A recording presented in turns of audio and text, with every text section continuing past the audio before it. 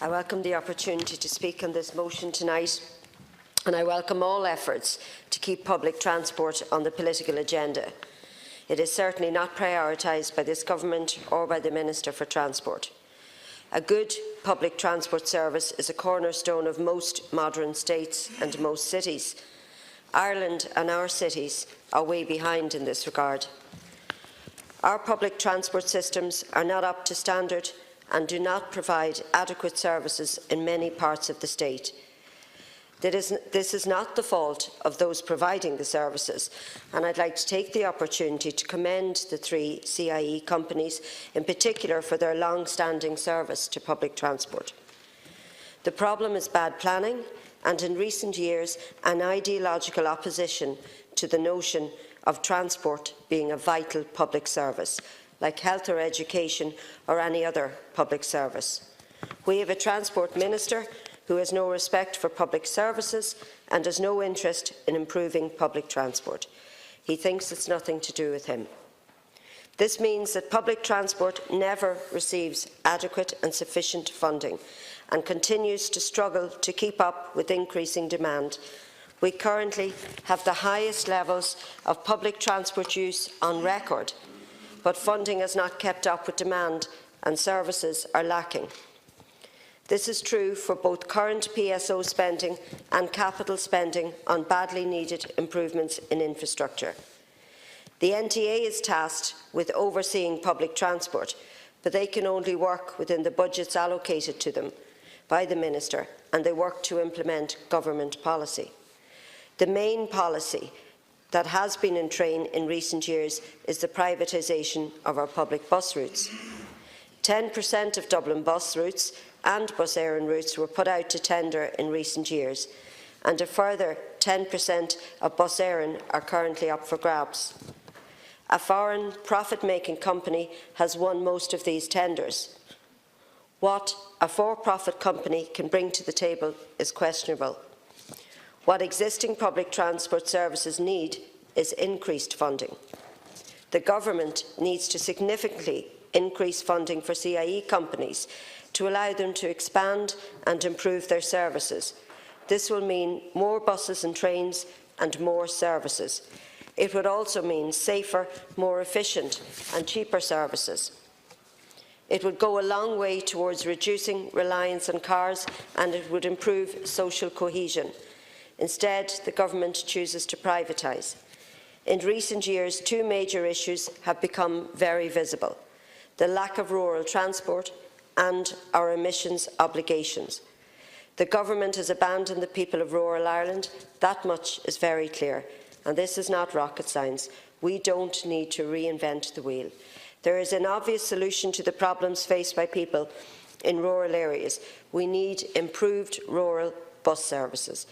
Bus Éireann is perfectly positioned to provide this service, but the budget isn't there for them to offer increased services and better frequencies on existing routes. The same goes for rail services. In Sinn Féin's alternative budget, we increased PSO funding by 25% for 2019.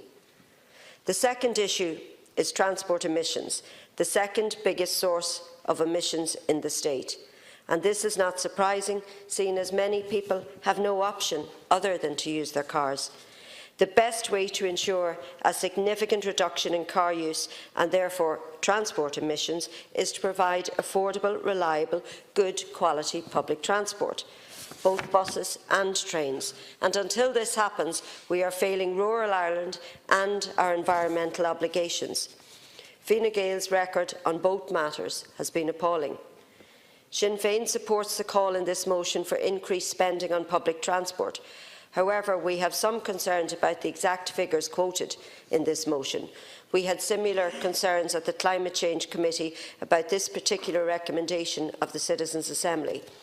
We are 100% behind the concept of increasing spending on public transport and public transport projects. However, when we budget using ratios and percentages, it can be problematic. Having looked at the National Development Plan figures, we are concerned that the figures quoted in this motion includes maintenance and other road budgetary items. the Citizens' Assembly called for 2-to-1 spending on public transport versus new road projects. Spending on new roads projects is much lower than the figures quoted in this motion.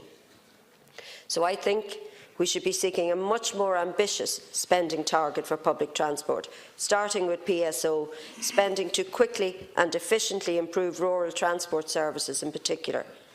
There are a number of projects in the planning phases at present, all catering to Dublin. I hope that Bus Connects will be successful. However, we have concerns around the future accessibility of public transport and the feasibility of some parts of that plan. My party and I also support Metro North. We continue to call on the Government not to abandon the southern part of that project completely. We need major improvements of transport provision, and Metro South should be an important part of that. I would also caution against privatising new services. Culling projects for political reasons has led us to where we are today, so it does not inspire confidence that it continues to happen. The state should not build new public transport services only to hand them over to foreign businesses to make profit from them. This neoliberal model is ridiculously poor value for money, and we need to move away from it.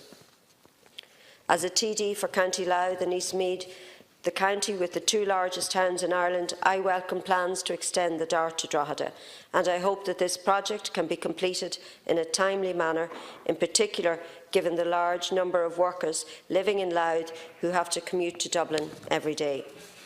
I support this motion's call for increased services in other cities, in particular rail services. The Government claims to be in favour of balanced regional development, but all evidence shows that in reality this does not happen. All roads lead to Dublin, and it's having a devastating effect on communities across the state, in particular on the western seaboard. I would also like to support the call in this motion for increased active travel. We have seen significant increases in cyclists in our cities in the last 10 years. The numbers cycling to work would balloon if cyclists could be assured that they can cycle safely in our cities. This means not having to share space with buses or other traffic. Our cycling infrastructure needs to be upgraded to increase safety for cyclists and to shift the emphasis in our cities from cars, traffic and congestion to a safer, cleaner environment for everybody.